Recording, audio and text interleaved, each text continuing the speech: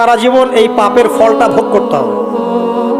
এক, মাদকদ্রব্য দীর্ঘদিন সেবন করেছেন, তওবা করেছেন, ফিরে এসেছেন, আল্লাহ হয়তো মাফ করে দিয়েছেন, আল্লাহ পাক মাফ করে দিয়েছেন, বাট আপনি আপনার দেহের যে ক্ষতিটা করে ফেলেছেন এটা পোষাতে পারবেন না। এক নাম্বার। দুই, তখন আপনি যদি বিয়ে করেন আপনি স্ত্রীকে সন্তুষ্ট করতে পারবেন না। হ্যাঁ।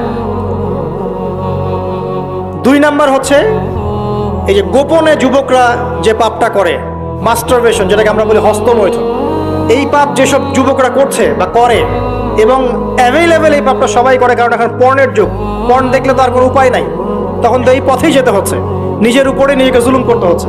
যারা হস্তমৈথুনে অভ্যস্ত হয়ে গেছে এরা যদি তওবা করে ফিরেও আসে, শরীরের যে ক্ষতিটা হয়েছে এটা পূরণ হবে না।